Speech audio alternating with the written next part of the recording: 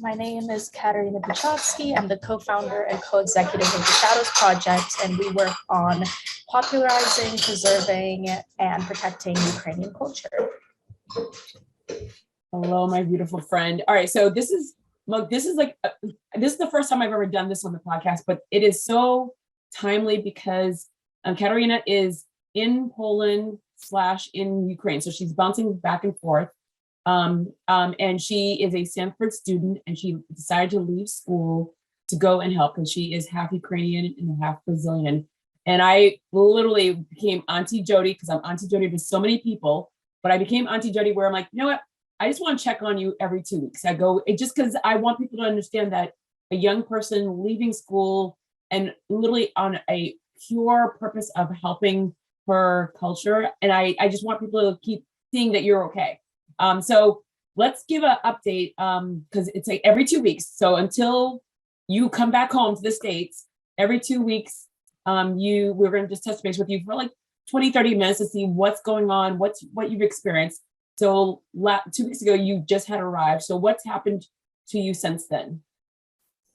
Well, I was in Krakow for a while. Last week, I got to spend 3 or 4 days in Ukraine. So I went to Lviv, a town in Western Ukraine, and it was my first time going to Ukraine since the war started. I stayed with a friend of mine, 2 friends of mine, and it was a very hectic 3 or 4 days because I was doing a lot of work while I was there. So I didn't really get a lot of time to really just enjoy being in Ukraine and a lot of reflection time. So I'm hoping to go back because I think that those 3 days were not spent really absorbing what was happening. But I did almost every day that I was there, they did have air raids. So I did go through the initiation process, I think, of being a Ukrainian these days, which is going through an airstrike. So I familiarized myself with the air sirens, with the bomb shelters very well, and kind of got to experience what my countrymen have been experiencing for over a month now. And it was a healthy dose of reality and kind of really helped contextualize what people were going through. I think that the first time that I heard an air siren, or the first few times I heard an air siren, they did not really bother me because the people there had been accustomed to them. And so even when they go off in the middle of the day, people just kind of carry on with their day and don't really think twice. So I just looked around and everyone was still having coffee. So I figured, okay, I'm going to be fine. But one night they had an airstrike and the sirens went off at around 4 a.m. And that was the first time that I actually did feel a little bit scared from the sirens because I was there by myself. There was no one on the streets. It was dark. I was sitting alone in bed, and the air sirens are extremely loud. And you're just sitting there with these purge-like sirens going off. And there's this announcer voice saying, warning citizens, we are under attack. Please take shelter. And you're sitting there, and I'm trying to cover up my ears with a pillow to try and just drown it out because I want to go back to bed. And that was the first time that I was sitting there and I thought, I really won't know until I know. Anything can happen. I'm sitting here and I'm brushing it off, but really, realistically, I'm not going to know that I'm in danger until it's too late. And that was a moment where I was sitting there and I had this weird feeling in my gut thinking, maybe I should go. Maybe I should go to the bomb shelter. Maybe, I should be safe because there's really kind of, if I'm not there, there's nothing I can do about it. It's not like I'm going to be watching and it's going to be coming in. It's just going to hit me when it hits me and that's it. So laying there at night at 4 a.m. that one night, I think I really that was the only time that I really did face the reality of the situation. And it was very scary. I think that one of the things that we're watching a lot here, everyone around the world is watching that people are staying at home because they have the same mentality. Whereas I go, you know what, this is my home. I want to stay right where it is. And even if you're thinking about, even for the people that aren't thinking about Ukraine, let's just think about if you're I'm in Tornado Alley in the United States, people are like, it's my home, whether it's a flooding, whether it's tornado, until it hits. And then when it hits, people are like, oh crap, this isn't happening. So that mentality is not it's new. It's not where someone's watching a young person thinking, well, that's kind of cavalier. A lot of people just assume I'm going to trust the fates And I hope that nothing happens. And for some people, nothing happens. And for some people, something happens. And so that's always one of the moments where I like the way that you said it, where you were with your friends and you're like drinking coffee and everything was fine. And then there were that moment of I'm scared. I'm plain and simple. There's nowhere, like, I'm scared. You talked about how people are having coffee and things like that. So what area what area is it? So people could actually understand, because you say the name of where you were, but people are not understanding where it is, because they're seeing airstrikes, they're seeing bombings, they're seeing travesties, but people still don't understand that there are parts of Ukraine that are not being touched yet. And I say the key word yet. Why are there areas not being touched yet? And where are they in respect to where you were?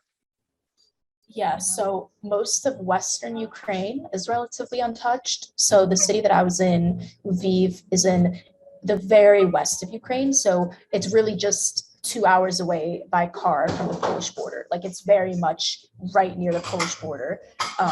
And most of the West has been relatively untouched because Russia doesn't border, or Ukraine doesn't have a border with Russia on the West. So the borders that Russia's attacking from is Belarus from the north, Russia from the east, Crimea from the south.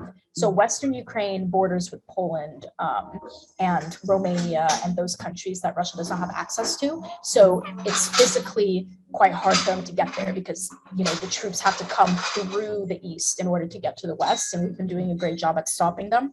So the only real threat in Western Ukraine is aerial bombing, because aerial bombing you can do from anywhere. And Lviv has gotten bombed a few times, but very lightly compared to the rest of the country. And I think that that's because I think that Russia knows that Lviv is not a strategic target for them. I mean, it really doesn't make sense. They're not going to get their troops there until they can overrun the rest of the country, and they're a long way from doing that. The best they can do is menace with a few bombs, but it doesn't strategically. There's so many other cities that they would want to raise to the ground before they raise Lviv that it's relatively safe there, because it's really not a strategic point for them at this moment. So that's why people kind of ignore the sirens, and also the sirens go off in every county of Ukraine almost every day. So it's mostly just a precaution. And our air defense is working. And sometimes you'll get texts where you hear an explosion or you hear a loud noise and you're not sure what's going on. And then the mayor will text you saying, that loud noise you just heard is our air defense. We shot them down. Everything's working as it should. And so you feel this, you do feel protected and you feel safe in that because our boys are doing a great job. Okay. In regards to, you're with your friends that are in Ukraine, they're there, they're experiencing it every single day. You are going back and forth over the border, and we're going to talk about why you've been going back and forth. What is the mentality of what you're seeing? I mean, like, how are the people in Western Ukraine seeing, like, the news, the way that other countries are reacting to this in regards of, like, individuals that are coming back that are like Ukrainian culture, I mean, Ukrainian individuals that are coming back from wherever they live in the world to help and support. So what is the conversation like when you are sitting down with your friends as well as their friends in their surrounding? Right. Well, most of our conversations, or all of our conversations, revolve around various aspects of the war. I think that it very much is kind of a roller coaster. There's no one pulse on the ground because everyone's experiencing, the 7 different stages of grief. Everyone's at a different point in their processing, and it's very, very kind of complicated to get everyone on the same page. I think that one of the conversations that I found inspiring or kind of hopeful was when I was leaving to go back to Krakow. I was at the train station, and there's one line for the people that are getting on a train to go outside of Ukraine, and there's another line for people that are taking domestic trains. So the line to get out of Ukraine was me and maybe 20 other people. Meanwhile, hundreds of people getting on domestic trains. And so I think that, the refugee crisis is inverting, and people are really coming back. I mean, most of the questions that people were asking, first of all, was how to get to Kiev, because Kiev had just been liberated when I was leaving. And I would be standing in line, and naturally everyone wanted to get in my line because it's the shorter line. And people would be coming up to me saying, oh, can I get a ticket to Kiev in this line? And I'd say, no, this is the international line, but everyone was looking. That was the question of the day. How do I get to Kiev? And so that was really inspiring to me, because obviously right at the beginning of the crisis, we saw those devastating pictures of thousands of refugees trying to get out and getting on the trains to Poland. And now, it's packed domestically. Like, people are trying to come back. People are, finding their way back home. And that was kind of incredibly hopeful for me, because I really did see that there's more interest in going back to rebuild than there is to leaving everything behind and fleeing. And so it was great to see that at the train station. I think that's one of the things that everyone is talking about, how watching the Ukrainian people is so inspirational. I mean, it's really inspirational to see how an entire community is saying, like, we will fight to the bitter end.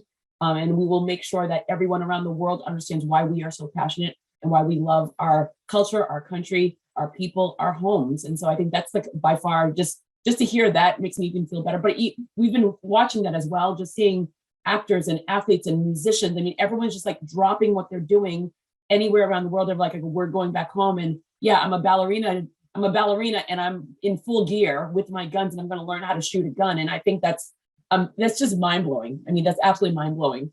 Let's talk about what you've been doing. So when you went there, like, I know what you talked about when we last spoke, about how your number one goal is, like, basically keeping the culture alive by helping the museum. So how was it? What transpired while you were there?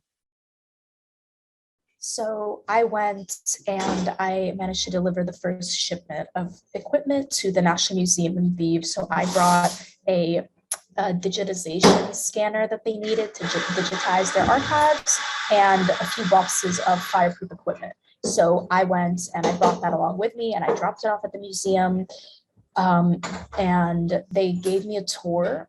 It was very moving. They were very, very thankful for the help, because not a lot of people are really reaching out to them at this time, and museums are very much left in the dust at this time. So the director of the museum gave me a tour, and it was really moving, because he gave me a tour. Everything's evacuated, so there's no more art in the museum.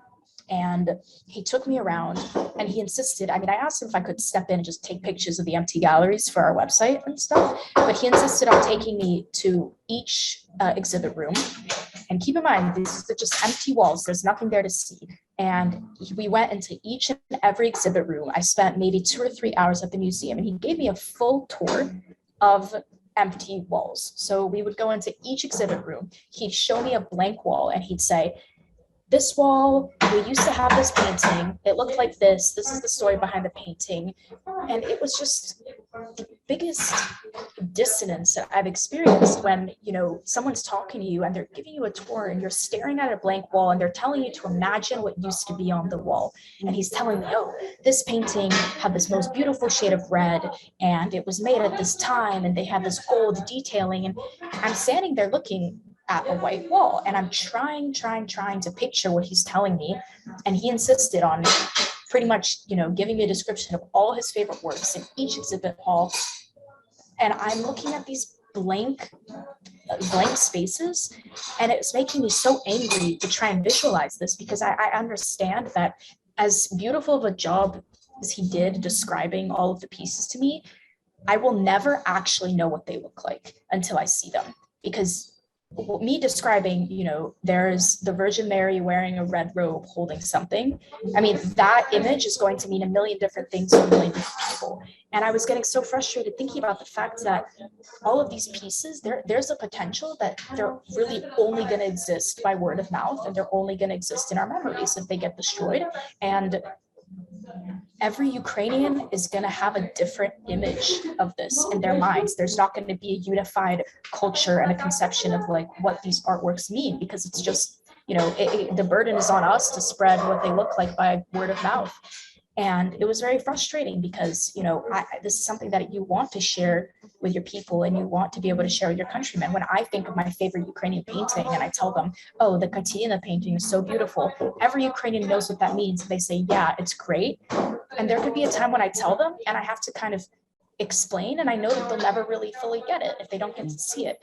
And so it was a very moving experience and just reminded me how important it is to be able to bring in this protective equipment and try and preserve everything we can, because I just can't imagine trying to describe how beautiful Ukrainian art is, to my kids one day and not have them ever really know what that means. How is he doing? From what you could see, I think that it was probably therapeutic for him just to have you there, just to get more equipment and more protective gear for the art, but also just to have you there, because if he can visualize everything as it was and he can describe it to a T to you, I could imagine it's like these are his babies. This is like the museum where I just watched something on, it was 60 Minutes or something, how at the Met they're actually having the guards curate rooms, because the guards are the ones that see the artwork every single day. They can tell every single aspect of the pieces of art. And now imagine if you're the person that runs this museum and you know it, you know them so well, to every single color, to every single frame, to everything. So from what you could tell, outside of him telling the photo, describing what he was, what used to be on the walls, how did you see him doing? As a person? I think that his eagerness and his insistence to take me through each of the rooms really kind of gave me an insight into what he must be feeling, because for him, there's a risk that he loses everything. There's a risk that these museums lose everything. And like you said, these are his babies. These are things that he's curated over years. He's worked at that museum for decades. And I think that it was clear that he was very nervous about the fact that these things could be lost forever. And he wanted to pass it on to as many people as he could. So with each room that he took me in and all of the information that he dumped and all of the descriptions that he told me, there was this kind of anxiety behind it that, more people need to hear and more people need to know so that this memory isn't lost. And, he would be very intricately describing each painting. And I think he really wanted to drill it into me and ask me in a way to kind of preserve that for him as well. Because one more person knowing about it, one more person thinking about it, that's kind of, prolonging its existence by a little bit. And he was also just extremely thankful that there were people caring about this and bringing in equipment. So I sat down with him, and again, in this idea of, wanting to make sure that it's not all lost in history, we sat down in his office afterwards, and he brought me out every single catalog that the museum has. So these are piles and piles of books. And I sat down and he brought me this catalog and he said, look, remember that painting I told you about? This is what it looks like. Look at it, really think about it, remember it. And we went through these catalogs for hours, and he wanted me to take them all home with me. He said, please take them home, give them to the rest of your friends, your family members, show them what this looks like. And I couldn't physically take them home because it was just a lot of books. I took a few home, but I couldn't. Yeah. But he was really insistent, and he was telling me, if you can't carry them with you, let us ship them to you. Can we do this? Can we do that? And I was like, okay, I could really understand his urgency.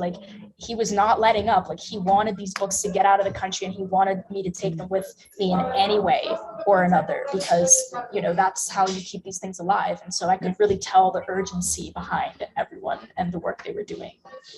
So what's next for you? So you're going back, when? To Ukraine? Yeah. My mom's actually coming on Saturday to Krakow. Good. Is she okay with? Oh my God, she must be so happy that she's coming. Yeah, I think she's excited. And then I actually think we're going to go to Ukraine together in a few days. So she's coming on Saturday, and then maybe on Monday or Tuesday we'll go together, because she has some people she wants to see. So okay, all right. So what's next in regards of what's next for you and your group? Well, we're just going to keep doing what we're doing. We still have funds left over. We're still raising money. We're just going to keep buying the equipment. We've settled into a rhythm, so we're doing pretty well. We have some electricity generators arriving today that are getting picked up and shipped to Lviv. So we're kind of getting in this rhythm and trying to help more and more museums. Beautiful. All right. So again, in 2 weeks, I'm going to check on you, because this is what I do. Again, Auntie Jodi's here. But the thing is, it's not just me. I mean, obviously your parents and your family, but just like, so that way your community knows that you're healthy, you're fine, you're doing good. And so, I will always keep saying, I commend you for what you're doing. I love that I've had this conversation with other people that I even mentioned, they're like, do you know, I've been interviewing a young woman that she's protecting the museum. They're like, what do you mean? I'm like, the people who are number one priority. I go, but there's the culture. I go, that will be lost if it's not protected. And someone thought of it. And I think that's something that a lot of people have been talking about where they're like, I would have never thought about that. I go, I know. And this is why I love this podcast. And this is why I love meeting you guys, because people aren't thinking about that at all. That it's not something that's covered. And so just to be able to know that someone is doing a job, there are a lot of people on the ground that are like literally working really hard to keep the history, the stories, the artwork alive.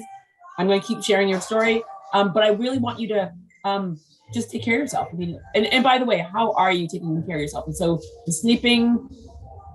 Are you sleeping? Are we eating? Like, how are we?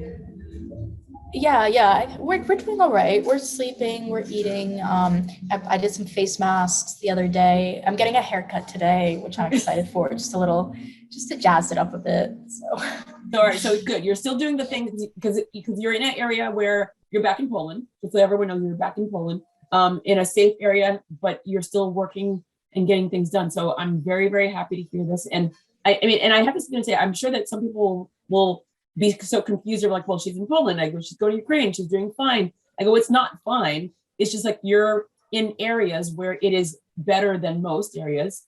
And you have to take care of yourself in any way you can possibly find. Because a lot of people, you see a lot of reporters, and there are people still walking around, going about shopping, going to coffee shops.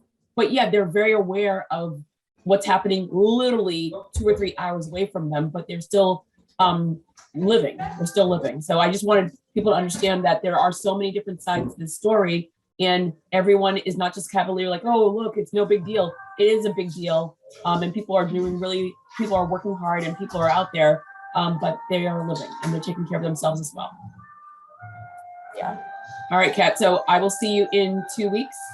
But every single time we're going to end the same way. So if you had a personal ask and a professional ask, what would be your personal ask, and what would be your professional ask that you would say to anyone that's listening? I have not thought about this since we last spoke. Professional ask would probably be,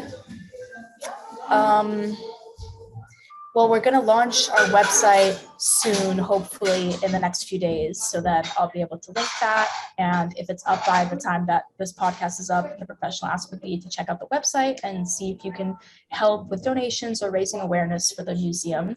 Personal ask, look up Bucha, look up Irpin, look up what's happening in Borodyanka, in all of these cities in Ukraine that are just being liberated, and we're just seeing the scale of the atrocities. And I want people to see that. So look up Bucha and take a look at what's happening there. Beautiful. Thank you. And when you get a chance, can you send me a couple of photos of the museum?